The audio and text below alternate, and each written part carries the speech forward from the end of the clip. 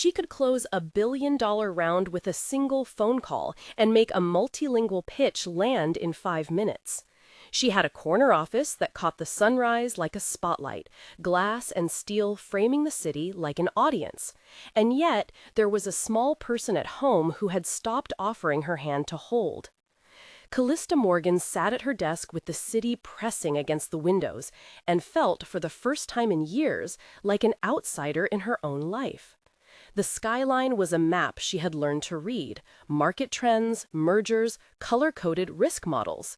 She could predict the tone of a Fortune 500 CEO 3 blocks away by the way the morning light hit his balcony.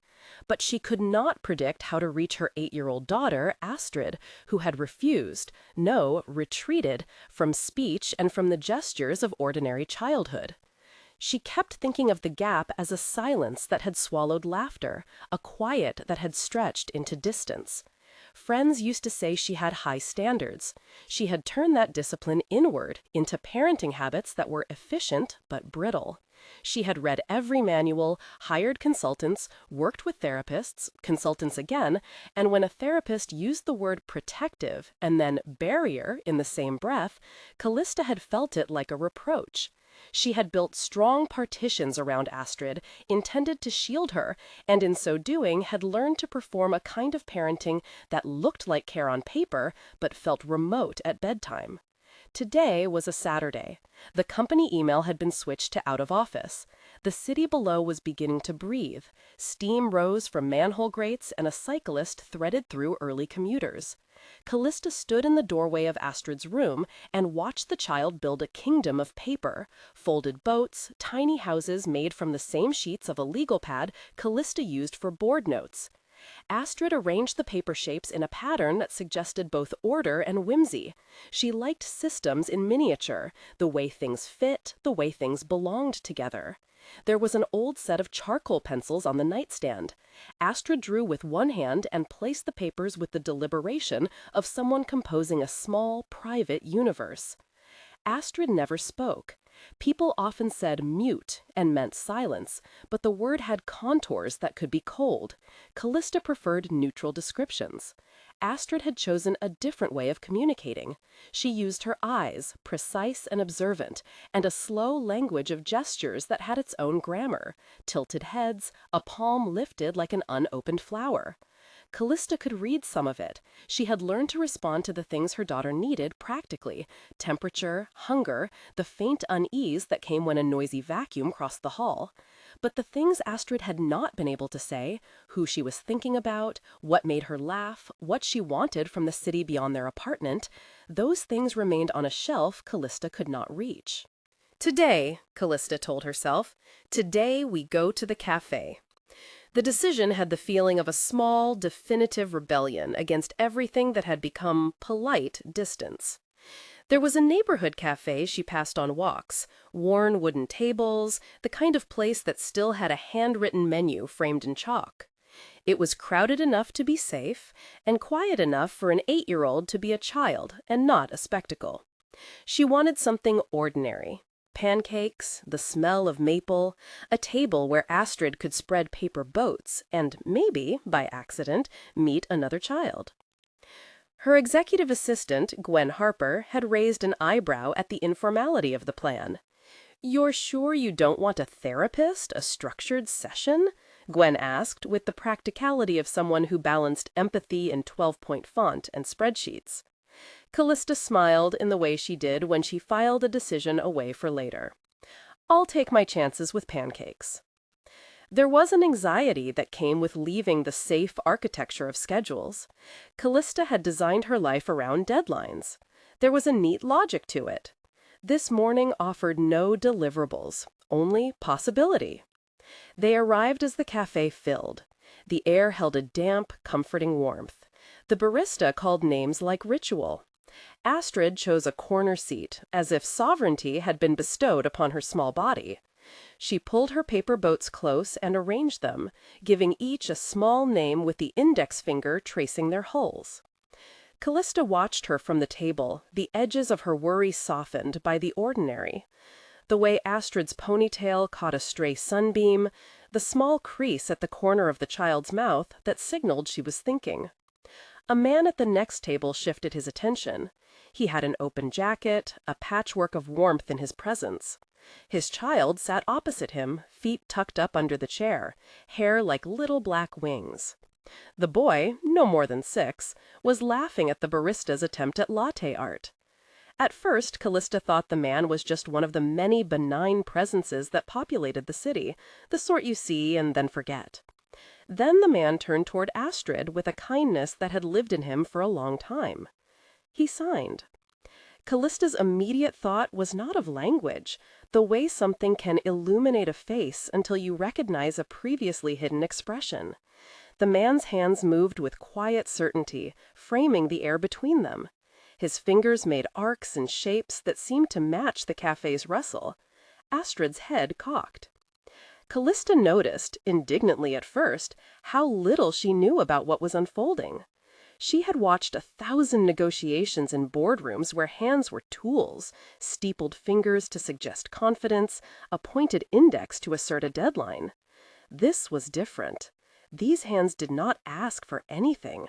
They narrated, coaxed, and invited. The man's facial expression, soft, amused, eyebrows arched in a way that reshaped the meaning of his words, was as intentional as his hands. The boy beside him watched and copied, making small mock signs that were more play than grammar. The man, Kalista would later learn his name was Elias Bennett, used his whole face to carry the sentence. Astrid watched the man's hands and then tentatively answered with a gesture of her own. It was small at first, a fingertip brushing the air in a shape that suggested curiosity. The man nodded and smiled openly, then signed something that made Astrid's eyes widen. The child's fingers, so deliberate when they had been arranging paper, began to move with a new freedom. Her palms opened, she turned the motion into a laugh, silent but present, her shoulders shaking like something long wound and finally unleashed. The 5 minutes that followed were an aperture in time. The cafe noise dimmed to a gentle hum around their table. The man's hands flowed between them, quick and precise. He used spatial referencing, setting an imaginary path across the table, and then pointing to Astrid as if to say, "You here," and then to himself as if to say, "And I, here." He used classifiers, an ASL technique that lets a hand shape stand for an object in motion, caressing an invisible boat and then making the same shape for Astrid's little paper fleet. His expressions shaped the grammar. An inquisitive brow asked a question, a softened mouth made an offer. Astrid matched him, and each time she responded, the expression on her face smudged the cool varnish Kalista had placed over her own heart. Kalista felt strangely outside of herself, as if the scene were a mirror and she was seeing a version of her life reflected back. The man's signing was not merely information exchange, it was an embodied conversation in a language that let the face and hands speak truth directly. Astrid's fingers moved with a clarity Kalista had not witnessed in years. No therapy had prepared her for this, no manual with step-by-step instructions. It was, plainly, a human connection.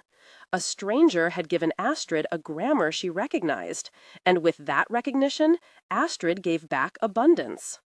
When the man finished, he pushed a small paper of his own across the table, a folded boat with a smile drawn on the side. Oliver, his son, wore a matching grin. The man patted the space beside him, an invitation for Astrid to come over. She hesitated, then arose, carrying her own paper fleet like an offering. Kalista felt something loosen inside her ribs. She had imagined dozens of endings for a morning like this, awkward silence, a frantic retreat, but not this.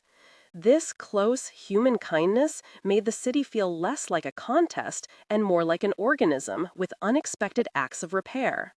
She walked cautiously toward their table, hands folded in front of her the way lawyers fold their hands in courtrooms, as if to keep from touching something sacred. "Hi," the man signed to her without preamble. His ASL was smooth. For a moment, Kalista's social training, years of hearing colleagues, clients, made her want to respond with words. Instead, she found herself nodding, the simplest of answers. He introduced himself in print, Elias Bennett, and then, because the cafe had a pencil and scrap paper, he wrote a quick note. My son Oliver and I come here every Saturday. Astrid draws boats like my boy.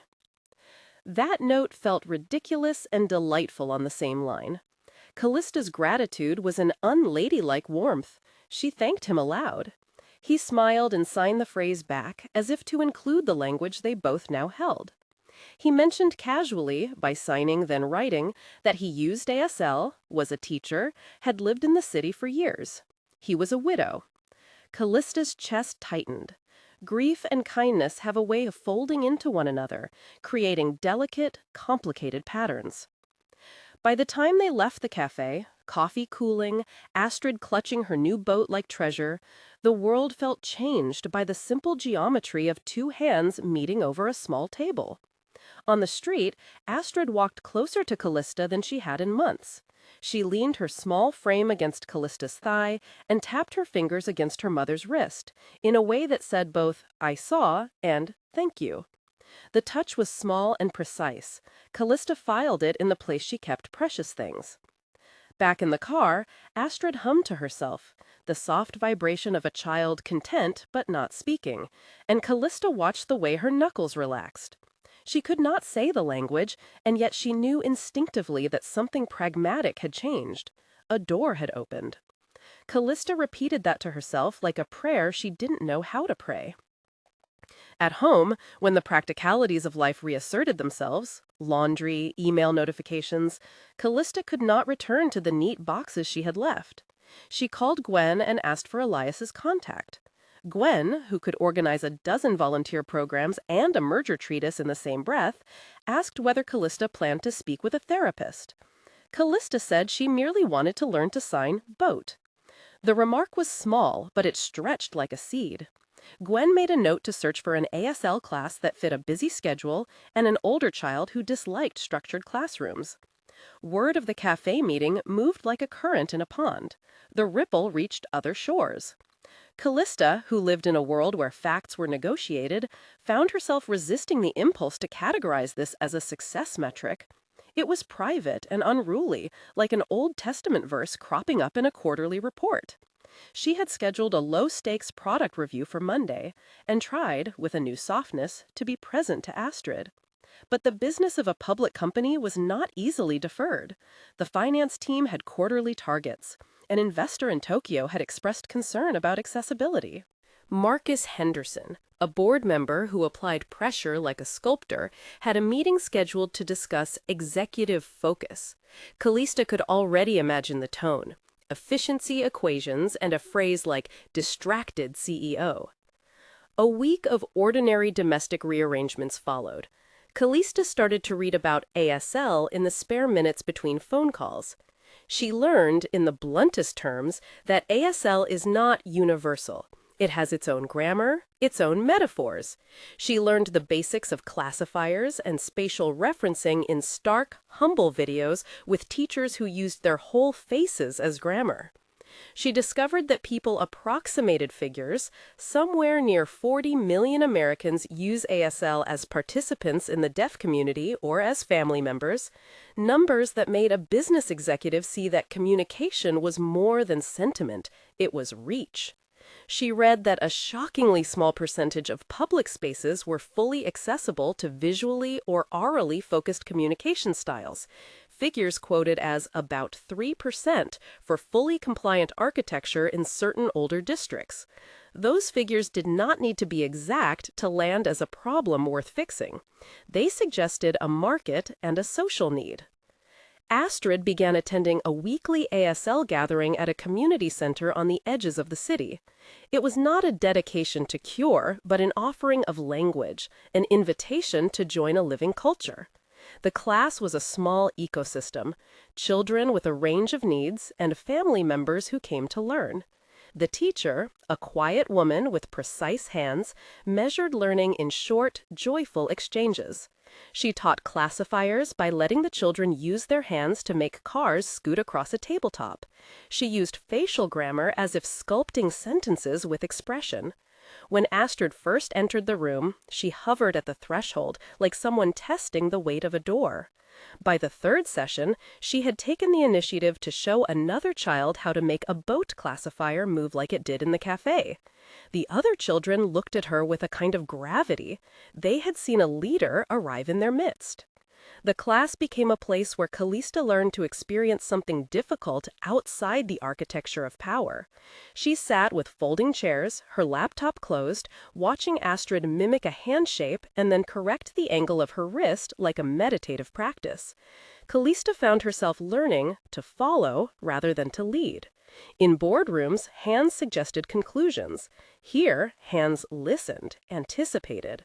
The teacher, Elias, who had become, slowly, both friend and tutor, demonstrated grammatical facial shapes that made Kalista's own expressions feel exposed and immediate.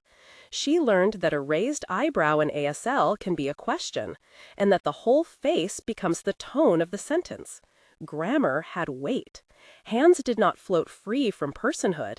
They were, in fact, a person's biography taking shape. Astrid flourished in a way Kalista had not permitted before. The change did not happen in a single breath. It was a slow relocation of energy. She smiled more, her shoulders less braced. She began to improvise small plays with other children, giving each a character and emotion, directing the miniature dramas with an authority that felt entirely hers. Kalista watched from the side, feeling as if she were observing a bridge being built through steady, exact strokes. Where home expanded, the professional world contracted. Rumors at the company murmured with the typical procedural cruelty.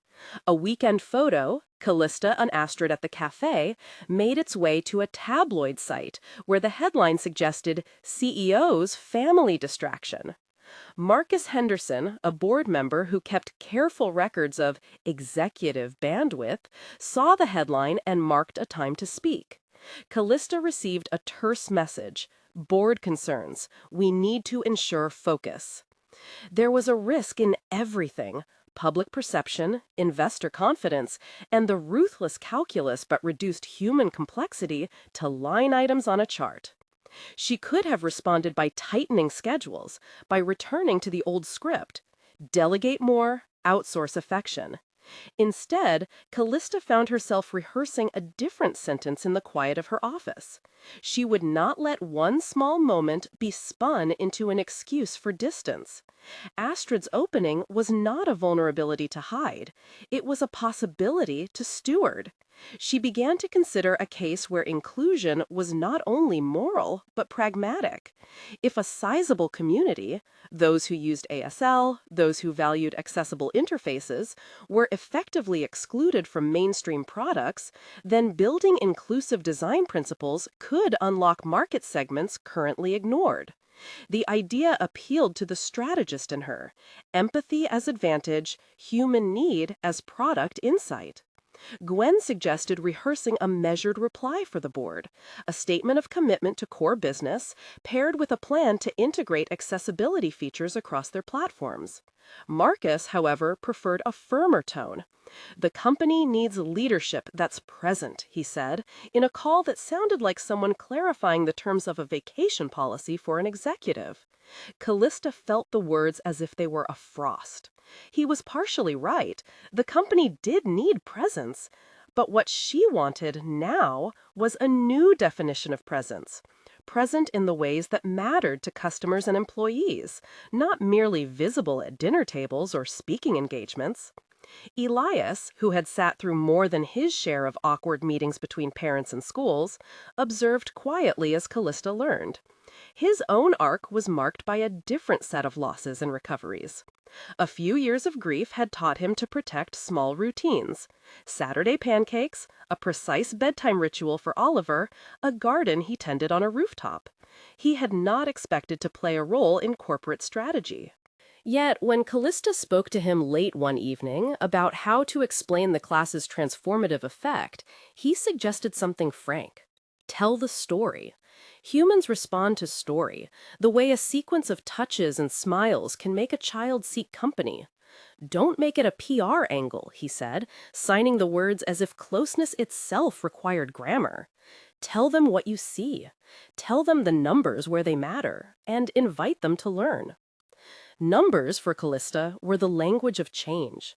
She began compiling research, estimates of ASL users and family members involved in the deaf community, studies on user experience showing that accessible design increases retention across demographics.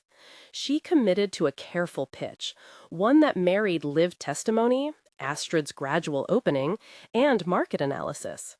The work felt like practice, a different kind of rehearsal, one where the stakes were not merely quarterly returns, but the company's culture. Still, the board's patience was a finite resource. Marcus pressed. "We need decisive leadership," he said in a meeting where he circled phrases like strategic focus and bottom line impact. He did not ask to remove Kalista. His aim was to tighten what he called executive hygiene.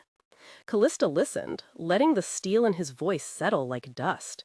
She could have read the moment as an ultimatum. Instead, she treated it as a negotiation about the company's soul. There were reporters, too. The tabloid that had run the Café photo followed up with a thin piece suggesting that Kalista's leadership could be called into question. In the comments below, strangers offered opinions about a mother who had chosen time at a cafe over corporate nights. Kalista learned, in the interstices of her day, how quickly the arc of narrative can be bent by distance. She felt exposed and, paradoxically, more human than she had since Astrid's birth. It was in that tension, between private repair and public scrutiny, that Kalista made a decision that would surprise everyone in the boardroom. She would pivot the conversation. She would acknowledge the concern about executive bandwidth, but she would not apologize for being a mother. Instead, she would offer a strategic plan that reframed accessibility as market opportunity.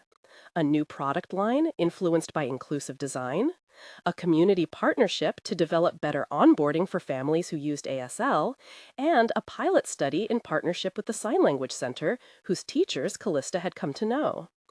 Preparing that case forced her to put the cafe moment at the center of a narrative she had kept private until now. The single gesture, two hands meeting across a table, had altered the interior geography of her life. It had also revealed a blind spot in their products, the implicit assumption that customers moved through interfaces with sound as the principal signal. That assumption excluded many people, not through malice, but through neglect. If a company designed for the category it could see, it left whole human categories unseen. Kalista worked late into the week drawing a deck. She did not want the pitch to be sentimental. Marcus's appetite for sentiment was small. She added facts, but also human moments. A slide showing Astrid's confident smile in the ASL class, a note about the community center's wait list, rough estimate of how many families in their user base had at least one member who used ASL. She asked Gwen to prepare talking points about implementation. Not a charity project, but a product initiative. Features that allowed richer visual cues, better closed captioning, simplified visual onboarding, and partnerships with educators to co-design interfaces. A tension in her chest remained. She worried that she was using Astrid's life as a case study in a corporate presentation. There is always a line between advocacy and exposure. She chose to keep Astrid's story intimate. No dramatized footage, no sensationalist quotes. She would bring Astrid into company resources with consent and care. The strategy was, at its heart, to transform private learning into public infrastructure. The weeks threaded by like a new language. Kalista learned how to sign a handful of words. She practiced classifiers at home, shaping her hand to denote a small boat and moving it across her palm like Astrid had done. She asked Elias to help her learn to form a question with raised eyebrows, the way ASL marks curiosity. Each small success uncoiled a previously tense muscle in her chest. Her meetings with the board became a new kind of battlefield, less about control and more about demonstration. Marcus remained cautious, presenting statistics that mapped to risk.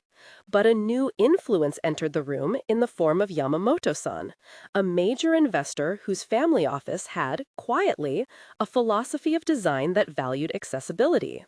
Yamamoto's grandson used Japanese sign language. The family had recently become interested in how inclusivity could be both social investment and market differentiation in Asia and beyond. Kalista briefed Yamamoto personally in an off-the-record conversation, framing the initiative as a way to expand their global reach by tailoring products to multiple sign language communities, each with its own grammar. Yamamoto listened and asked intelligent questions about localization and resource allocation. In the small hours after one long session with the product team, Callista sat on the apartment floor with Astrid asleep on a pile of paper boats. She thought of the man in the cafe and how a single act of attention, an invitation to sit at his table, had become the hinge of a larger movement. She thought of the irony that someone who negotiated across the world's languages had been blind to a language in her own living room. That irony tasted like a rebuke and an invitation. Elias and Oliver became a steady presence. They arrived on playdates with pancakes and a small patience that felt practiced. Elias, who had taught in community centers for years, understood the slow architecture of trust. He never pressured Astrid to perform, he offered her space and language. When Astrid signed a new phrase, he celebrated it the way parents celebrate rain after drought, quietly, with reverence. Callista felt herself softening in ways that did not betray competence. She learned to carry baggage differently, to be at once a leader and a learner. The board watched this with a mix of suspicion and curiosity. Marcus waited for the moment the pendulum might swing the other way. He saw a risk in every tenderness. But he also saw, begrudgingly, the beginnings of what a market could look like if the products began to speak, visually and explicitly, to previously excluded users. Markets adapt. Consumers reward products that acknowledge them. On a wet Thursday afternoon, Callista canceled a high-profile client dinner. The email to the client was crisp, apologetic, and unequivocal, a family emergency. It set off the predictable chain reaction. Marcus's response was measured. To him, measured meant an inquiry. Are you able to lead the Q4 initiative? There were calls about perception management and contingency plans. What could have been a quiet, personal decision rippled into professional consequences. She chose to stand by her absence, not out of defiance, but out of a new appraisal of priorities. She had watched Astrid's face bloom once, and she wanted to know how it would be if tended to for a lifetime. The decision was simple and complicated. It was a mother's small rebellion against institutional definitions of dedication. Callista's choice did not go unnoticed. An opposition piece circulated among the company's more conservative investors. Others, surprisingly, sent supportive notes. Yamamoto-san, after conversations about the value of accessibility, called to say he would attend the next board meeting. He wanted to understand how their work could be a model beyond the American market. The balance of power shifted from hostile remarks to careful curiosity. That curiosity, if harnessed, could turn the narrative of distraction into one of foresight. As Callista navigated the new landscape, her relationship with Elias deepened along the only honest axis there was: ordinary days stitched together by mutual care. They shared a few quiet dinners where food was both sustenance and an excuse for conversation. They took Astrid and Oliver to the park. They learned to watch the children speak in hands and to laugh without needing sound. The intimacy grew in small, precise increments. Elias rescuing a broken toy, Callista showing up to a school recital she might have otherwise missed. There was no script, no tidy fantasy about wounds healing overnight. If love was a plan, it was a long one, written in incremental actions that earned trust. Yet the public narrative could be brutal in its insistence on finality. Callista drafted her board presentation with both humility and a strategist's courage. She would frame the cafe meeting not as an anecdote, but as a proof of concept. a human moment that exposed a structural gap in product design. The pilot would not cost the company its focus. It would redirect energy toward a market unused by competitors, a proof that inclusivity could be a growth catalyst rather than a distraction. Marcus, for all his skepticism, respected data. Kalista would bring both numbers and a quietly filmed testimonial, one shot, respectful, with Astrid's consent, showing a girl signing in class, hands moving like small miracles. She practiced her pitch in front of mirrors and in meetings with the product team. Each rehearsal tightened the narrative. Accessible features increase engagement. Improved captioning led to better retention. Community partnerships opened local markets. She spoke of Yamamoto's interest, not as celebrity endorsement, but as validation that accessibility could be localized, ASL in the US, JSL in Japan. She would ask the board to greenlight a pilot, funding for design changes, a partnership with the community center for co-design, and a timeline that respected both product cadence and the slow work of cultural integration. At home, Astrid continued to build and rebuild her small paper world. Sometimes she signed short narratives to Kalista, small stories of boats finding safe harbor, of an imaginary friend learning to row. Kalista learned to answer not with directives, but with presence, to mirror Astrid's hand, to lift a palm in return. It felt less like teaching and more like reciprocity. The change, when it came, was not sudden. It was a graduated series of recognitions. Astrid no longer only existed in a compartment labeled daughter on Kalista's calendar. She began to occupy parts of Kalista's mind reserved for strategy and for tenderness, and those two things were no longer opposed. She rehearsed the boardroom one more time. Marcus would press. The risk was real. Investors wanted returns on predictable timelines. Kalista knew that to ask for reframing was to court disapproval. Yet she also felt that the stakes were larger than either of them. The company's product could be built to honor more human stories, and in doing so, it could be better for everyone. Kalista's aim was not to make virtue into profit, but to show that listening, learning a language a child could use, was a design choice with consequences that reached beyond one family. She assembled her notes, research, community partners, projected costs, and carryover benefits. She asked Gwen to prepare a slide showing a timeline for pilot rollout, and she asked Elias to be present, not as a witness, but as someone who could speak to the pedagogical side of ASL and to the dignity of community partnerships. Before heading into the board meeting, she sat with Astrid on the couch. They signed to each other in the quiet house, small phrases, a private vocabulary forged of patience. Astrid pressed her fingertips to Kalista's arm, a punctuation that meant both trust and permission. Kalista felt the weight of that touch like a quiet contract.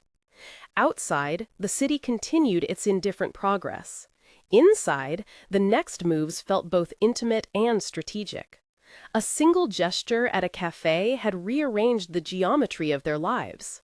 Now Kalista prepared to bring that geometry to a room where decisions were made in shorthand and where human textures were sometimes invisible. She would have to translate between two vocabularies, the language of policy and the language of hands. If small acts of kindness move you, tap like and subscribe. The boardroom hummed with the sound of chairs and the low rustle of paper. Marcus's gaze was clipped, Yamamoto's inscrutable. Kalista took the podium with the kind of steadiness only found in people who had rehearsed both the lines and the reasons for those lines. She began not with charts, but with a short, simple description of a morning in a cafe, of hands crossing space, of a child's smile that opened like a flower. She did not finish the argument in that single session. The first vote would be a customer research green light. The conversation would open other doors and other resistances. Peterson from finance asked about allocation. A few board members wanted tighter metrics. Kalista answered with humility and with the data she had managed to gather. When she explained the human lift, how a community could co-design features that would in turn unlock new markets, she watched faces move from skepticism to interest. Yamamoto, who had seen similar cultural shifts in his own markets, leaned forward. Marcus frowned and made a note. They would not agree yet on everything. But where the meeting closed, there was motion, not immobilization. Kalista left the room with a plan to pilot accessibility-first features and a board vote scheduled for the following month. She had shifted the frame enough to give the company a chance to step into new terrain. Outside the building, Elias waited by the car with Oliver, pancakes in hand from a diner. The afternoon light had an earnestness to it, the way it softens corners. Kalista walked toward them, feeling both tired and elated. The city seemed less like an audience now, and more like a field she could work in. There was a long road ahead. Design sprints, community consultations, the slow politics of board approval. Marcus would not yield easily, and a single misstep could be spun into fodder. Yet the heroism in this story was not about winning battles, but about reconfiguring the questions companies ask. Kalista had, with the humblest of events, a single signed conversation in a crowded cafe, unlocked a possibility that business could listen and change. That night, as Astrid slept with a paper boat tucked under her pillow, Kalista sat by the window and signed to herself the shapes of the day, the ones she had learned, the ones she still did not know. Hands establish language. Language establishes belonging. She traced a small boat in the air and felt the shape of a life being redrawn. The first arc of transformation had begun. The café gesture was no longer just a memory, it was a hinge on which personal and institutional doors could turn. What would open next depended on patience, on strategy, and on the stubborn, ordinary kindness of people like Elias and Gwen and a teacher with precise hands. Plans were in place, meetings scheduled, a pilot would launch. Astrid would keep building boats. The next days would test whether a small kindness could sustain itself against the grind of corporate expectation and public scrutiny. Kalista had learned that love and leadership could coexist, but the balance would require continual labor. She had chosen, for now, to build both her daughter's language and the company's capacity to listen. The story was not over. It had shifted, like a map redrawn by a single decisive line. The café had given them a grammar. The city, for all its noise, had offered a place to practice it. Months stretched out like careful stitching. The pilot moved from concept to Gantt charts. 3 design sprints, a community co-design workshop, and a user testing phase scheduled to run over 8 months.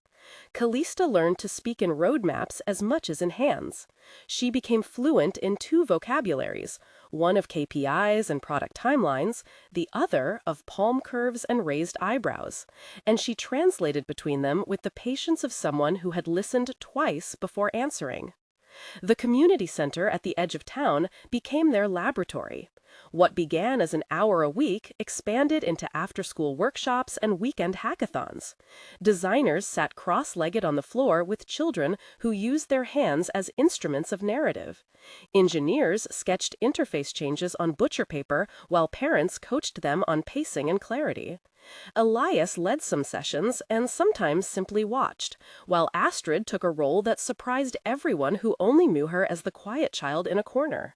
She moved through the room the way a conductor does, small hands forming classifiers to act out a boat gliding, lashes lowering to mark curiosity, palms slicing space to indicate routes.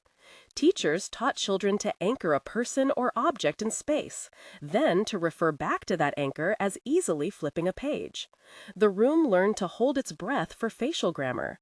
A glance could mean contrast, an uplifted forehead could turn a statement into a question. Kalista sat in the back of those workshops at first, laptop closed, fingers fumbling through novice signs. She practiced a freighted 20-minute walk each morning in the patterns she'd been shown, establishing space, setting an object with a classifier, returning to point. Her hands felt foreign and intimate at once.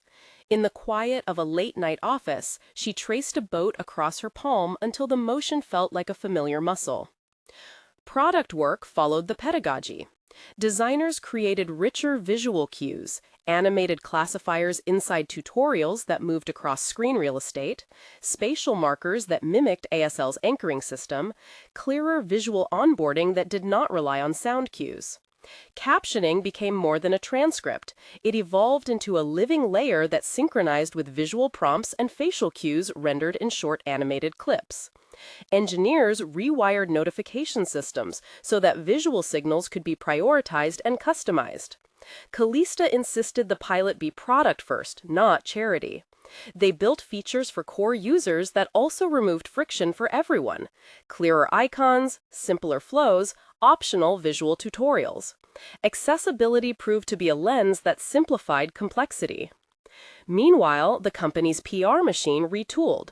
Kalista refused dramatized footage. Instead, they produced a short, respectful film about the pilot. Scenes of quick hands shaping meaning, short interviews with parents and teachers, a quiet clip of Astrid signing a sentence about boats and safe harbors. It was unflinching and ordinary, a set of moments rather than a spectacle. Marcus watched these developments with an expression that was a chapel of suspicion. He pushed for stricter metrics, a smaller budget, a faster timeline. He called the pilot a social experiment in meetings where his voice slid like ice. Yamamoto-san visited. He watched demonstrations with a level gaze, his interpreter whispering details in measured tones. He explained, in careful English, then in the private exchange of notes, that his family had navigated similar challenges when his grandson began using Japanese Sign Language. JSL had different grammar and a different cultural history. Localization would not be a simple translation exercise. He proposed that the company fund pilot projects in 3 markets, with language-specific co-design teams: ASL in the US, JSL in Japan, and another partner community in Europe. It was not a torrent of money offered without reason, but a conditional investment. Matching funds if pilot midpoints met engagement thresholds and if product iterations showed measurable uplift in retention among test cohorts. That conditionality gave the board something pragmatic to chew on. It reframed the pilot as a replicable strategy rather than an emotion-driven diversion. Kalista used Yamamoto's stance as a wedge. If localization could open new markets, and if accessible design reduced churn for a trending demographic, then the proposal was a growth play. She built her argument on 2 pillars: human case and market logic. The human case was quietly powerful. A recorded classroom exchange where Astrid led a small group in making a story with classifiers. The market logic quoted conservative figures, estimates that approximately 40 million Americans engage with ASL as deaf community members or family, and the uncomfortable statistic about older infrastructure lacking accessible design. Kalista did not brandish the numbers as moral absolutes. She used them to show the size of an overlooked market. At the month-end board vote, the room was thick with rational caution. Marcus read from a list of contingencies. Peterson in finance wanted a smaller scope. A few shareholders were unmoved. Kalista spoke last. She did not plead. She narrated. The café table where 2 hands first reached, the way Astrid's shoulders had lowered when someone used a grammar she recognized, the moment Oliver and Astrid had improvised a play that left every adult in the room laughing. Then she walked through the plan: pilot metrics, staging, co-design, Yamamoto's match, a 6-month evaluation window. She closed with a demonstration. Gwen cued a short clip on the screen. Astrid in class, hands moving, the teacher anchoring a person in space, children mirroring her. The camera held on a moment in which Astrid's hands carved an arc and then halted, leaving the room in a hush of recognition. No one in that room spoke ASL fluently. They could see it, though, the way meaning shone on a child's face when grammar landed. Yamamoto leaned forward, fingers interlaced. Marcus, for all his reserved posture, looked away for a second and then back. The vote was not unanimous. There were breaths held and hands that hovered before they were raised. But it passed. Approval for the pilot, conditional matching funds from Yamamoto's family office, and a mandate to report progress with concrete metrics. The approval was not a victory lap. It was work. Sprints began again, this time with a new urgency. The design team paired with teachers to test prototypes. Community leaders vetted language in every iteration. Engineers pushed updates during overnight cycles, then showed the teams what they had built in taped demos. Astrid's small decisions, how long an animation should linger, whether a visual cue should be static or move, became empirical data in lab reports. The company's public discussions shifted from whether Kalista was distracted to whether the product could ship something that actually helped. Marcus responded predictably. He shifted his criticism into scrutiny of execution. But as weeks passed and pilot cohorts showed small yet measurable increases in engagement, the tenor in board meetings softened. The metrics were modest at first. Improved onboarding completion, a bump in tutorial engagement among test groups, but they were real. Yamamoto's office approved the next tranche of funds tied to localization pilots. The approval was not a victory lap. It was work. Sprints began again, this time with a new urgency. The design team paired with teachers to test prototypes. Community leaders vetted language in every iteration. Engineers pushed updates during overnight cycles, then showed the teams what they had built in taped demos. Astrid's small decisions, how long an animation should linger, whether a visual cue should be static or move, became empirical data in lab reports.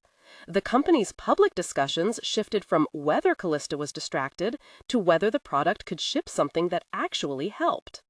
Marcus responded predictably. He shifted his criticism into scrutiny of execution. But as weeks passed and pilot cohorts showed small yet measurable increases in engagement, the tenor in board meetings softened. The metrics were modest at first. Improved onboarding completion, a bump in tutorial engagement among test groups, but they were real. Yamamoto's office approved the next tranche of funds tied to localization pilots. Some conservative investors grumbled, but more began to ask for rollout plans in markets they hadn't prioritized before. Outside the office, life rearranged in gentler ways. Elias and Kalista negotiated routines that kept their children at the center without making their partnership an administrative chore. They set up shared calendars for Saturday mornings, play dates, pottery class, library hours. There were small rituals: pancakes at the diner with Oliver, a ritual in which Elias taught the boys to fold paper boats from napkins, an evening walk down to the pier where Astrid would sign stories about the harbor lights. They argued about the practicalities of moving in together, whose books to keep, whose routines would be respected, how to handle grieving in memory. Elias kept a small box of his late wife's letters. Kalista learned the rhythm of his grief the way one learns the beat of a difficult song. Camping became the place where the family stitched their intimacies together. They drove out to a state park, unloaded a tent, and unpacked the small, necessary things of slowing down: a kettle, a stack of board games, a flashlight. The children raced ahead, hands speaking a rapid, private language as they planned expeditions. Kalista and Elias made a slow dinner over a small fire, their hands sometimes meeting as they passed utensils. At dusk, after the kids had been bribed to sleep with promises of s'mores, Kalista and Elias sat on a log and watched constellations pierce the black. Their conversation was minimal and honest: work updates in truncated bursts, a shared memory of a friend's kindness, the small domestic politics of parenting. When the mood allowed, they signed to each other, simple phrases of gratitude, a shared joke, the shape of a future. One night, while the children slept in the tent and the fire was little more than embers, Elias reached for Kallista's hand. He signed slowly, his hands careful as if the motion itself might bruise. He asked, in a phrase devoid of spectacle, whether she would consider a life that bound her weekdays and weekends together more fully, whether she would marry him. There was no public declaration, no abrupt kneeling under a ceremonial tree. It was private and precise, the kind of proposal that honored the grammar they had learned: consent articulated with mutual respect. Kallista's answer was not a single word, but a series of small, sincere motions. She signed back, her face brightening into a laugh and a half-teary look that acknowledged both the risk and the tenderness. They talked long into the night, signing, whispering, planning a wedding that would be centered around their blended family and the community that had taught them to listen. The wedding was a small thing in a garden behind the community center, attended by teachers, parents, some board members who had become allies, and a smattering of reporters. Kalista stood at one end of a narrow aisle, hands slightly trembling. Elias stood at the other, Oliver fidgeting beside him. Astrid walked between them carrying a paper boat. The ceremony included a few spoken words and a rhythm of signing that threaded through the vows. The officiant, an elder from the center, signed much of the service, and those who listened learned to let their eyes carry what their ears could not. It was imperfect and real, a mesh of two worlds coming together under a rigging of paper boats. At work, the pilot's 6-month report landed on the board table with both numbers and narratives. Retention among pilot cohorts had improved in measured ways. Community partners reported increased trust and a wait list that proved demand. Yamamoto spoke in the meeting about the value of companies that listened, not performed. Before he left, he underwrote a regional expansion for the pilot, noting that JSL and ASL localizations required dedicated teams that would be best coordinated from a shared fund. Marcus's objections softened into technical questions about integration and timelines. He suggested a scaled rollout and asked for regular audits. Kalista agreed. The board's decision to scale the pilot was cautious but decisive. Months turned into a year. The company implemented a broader accessibility strategy that included hiring dedicated inclusion designers, funding scholarships for community teachers, and formalizing partnerships with centers in other cities. The product changes rolled out in phases. Teams adjusted KPIs to include accessibility metrics. The message that Kalista had hoped to plant, that empathy could be a market differentiator, took root more steadily than she had expected. Investors who had once bristled now asked where similar untapped opportunities might exist. Astrid's arc did not dramatize itself into a headline. It accrued in breathing spaces, a hand extended to a nervous new kid at class, a small theater piece the children staged at the center where Astrid directed movement and expression, a letter from a school in another state asking whether their teachers could learn from the center's curriculum. She grew in confidence, not because some external standard decreed it so, but because she had been given language and audience. She began to teach younger children, modeling a classifier and shading her face into the question that would turn a sentence into an invitation. Parents watched her with something like reverence.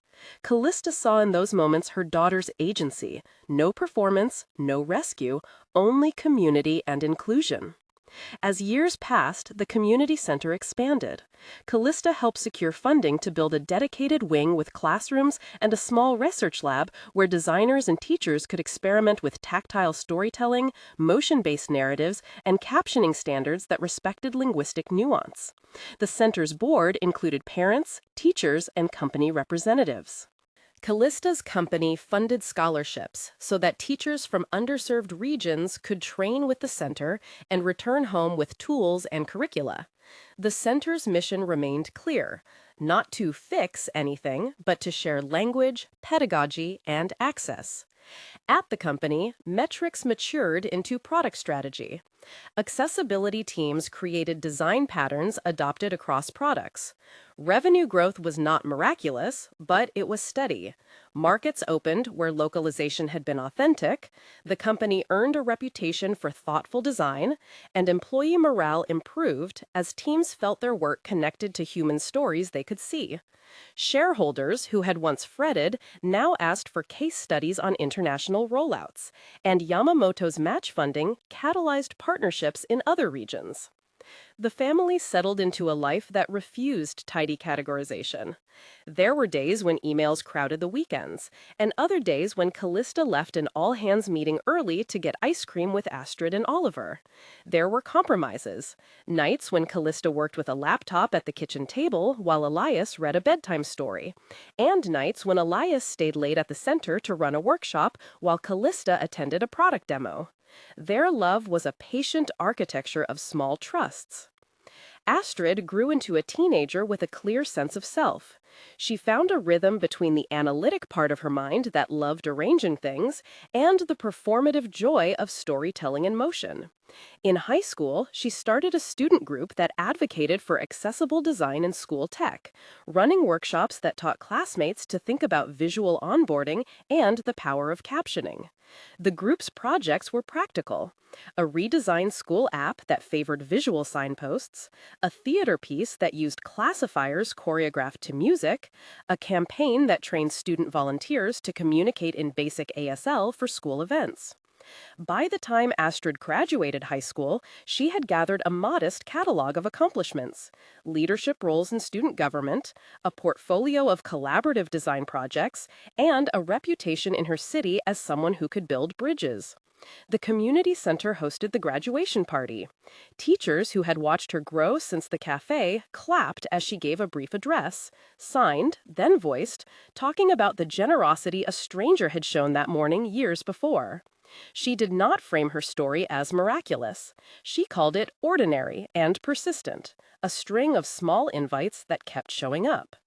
Kalista watched from a folding chair as Astrid walked across the stage, to the mild roar of an audience that had learned to listen with their eyes.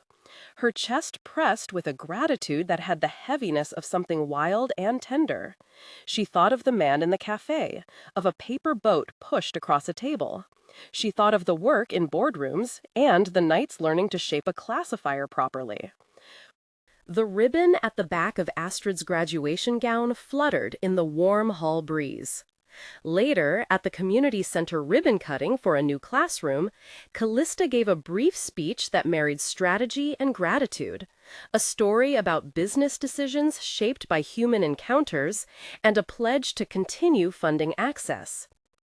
Elias, standing beside her now as husband and co-parent, signed the last phrase of the day, a blessing for the center and an invitation for the community to keep teaching.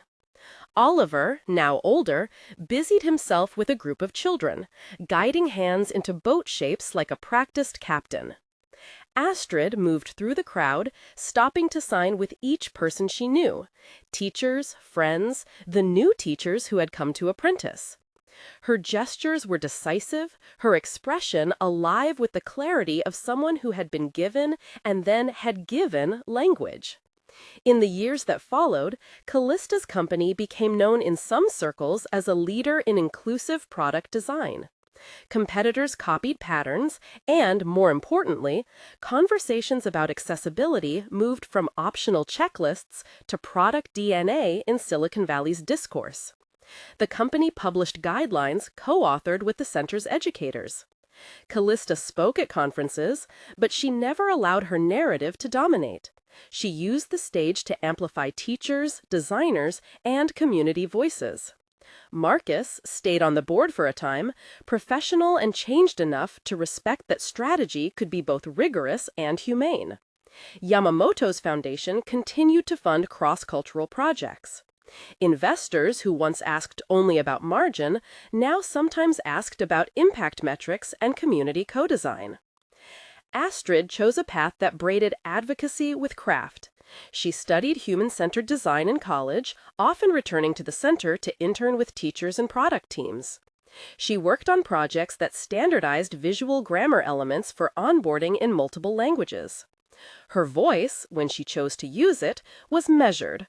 More often, she signed, letting her hands do the work of argument. She mentored younger kids, sat on advisory councils, and occasionally led workshops for designers who needed to learn the grammar of expression. Her name became associated not with a single event, but with a steady dedication to making interfaces that respected the shape of people's lives. In the end, the family's legacy was less a story of a single heroic act than a weave of everyday choices: a stranger at a cafe who offered a grammar, a mother who answered by learning, a boardroom that shifted because an executive learned to name both risks and possibility. There were no miraculous recoveries in the narrative, only a patient expansion of vocabulary, access, and responsibility. The city's glass towers reflected this change in small ways.